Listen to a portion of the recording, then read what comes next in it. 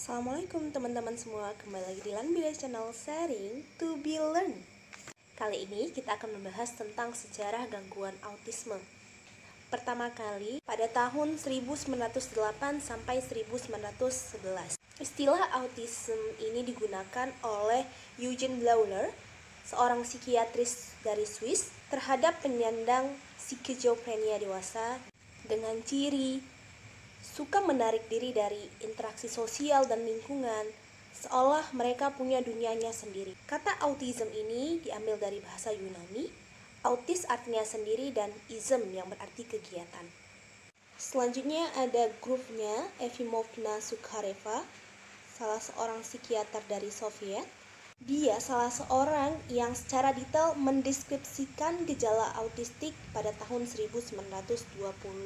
Namun karena berbagai isu politik dan kendala bahasa saat itu, karyanya ini tidak terlalu terlihat. 1 tahun kemudian, karyanya dipublikasi di Jerman, dan pada tahun 1996 baru karyanya ini diterjemahkan dalam bahasa Inggris yang berjudul Schizoid Psychopathy.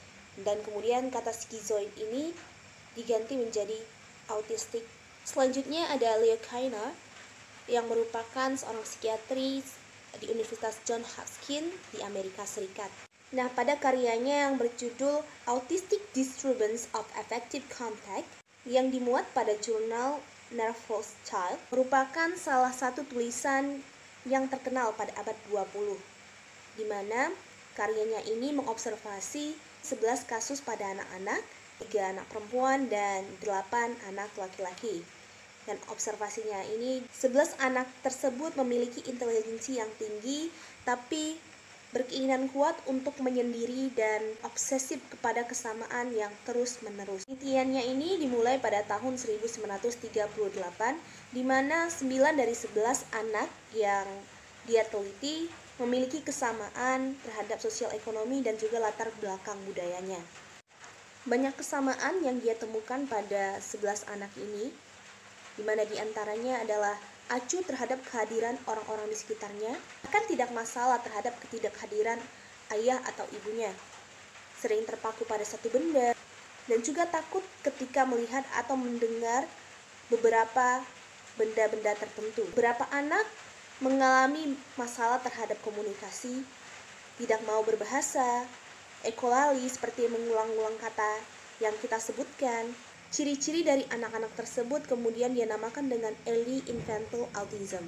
Pada masa ini, autisme masih sering dikaitkan dengan gangguan jiwa pada anak-anak, sehingga beberapa darinya harus menjalani terapi di rumah sakit jiwa dengan kejutan listrik dan lain sebagainya. Selanjutnya ada ilmuwan dari Jerman yang bernama Hans Asperger.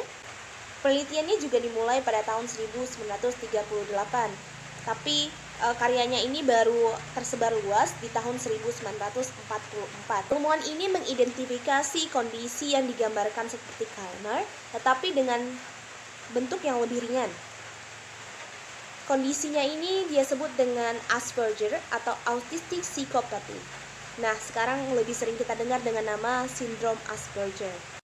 Ada beberapa kontroversi terhadap peneliti ini karena dia mendukung beberapa program Nazi, seperti beberapa pemusnahan terhadap anak-anak yang disabilitas. Selanjutnya pada tahun 1944 ada Bruno Bettelheim yang mengungkapkan teori Refrigerator-Mom.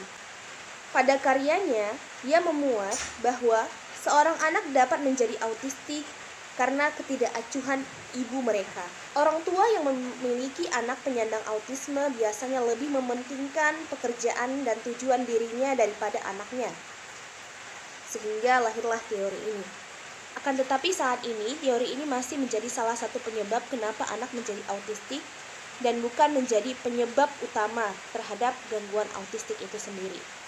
Selanjutnya pada buku Diagnostic and Statistic Manual of Mental Disorder, atau yang lebih kita kenal dengan istilah DSM, mengemukakan beberapa ciri autisme. DSM-1 pada tahun 1952 memuat bahwa autisme sudah dikategorikan sebagai kondisi yang unik bahkan pada tahun 1943. Tapi kondisi ini masih dikaitkan dengan kondisi skizofrenik pada masa kanak-kanak. Sama halnya pada DSM-2 yang dikeluarkan pada tahun 1968. Pada DSM-3 yang diterbitkan pada tahun 1980, diagnosanya berubah menjadi infantile autism dan kemudian seiring dengan waktu dan diketahui ini bukan gejala skizofrenia pada anak-anak, kata infantile dihapuskan dan menjadi autistic disorder. Keempat, yang terbit pada tahun 1994, memuat penambahan kategori PDD atau Pervasive Developmental Disorder dan terbagi menjadi beberapa subtipe. Pada DSM-5 yang diterbitkan pada tahun 2013, istilahnya diubah lagi menjadi Autism Spectrum Disorder.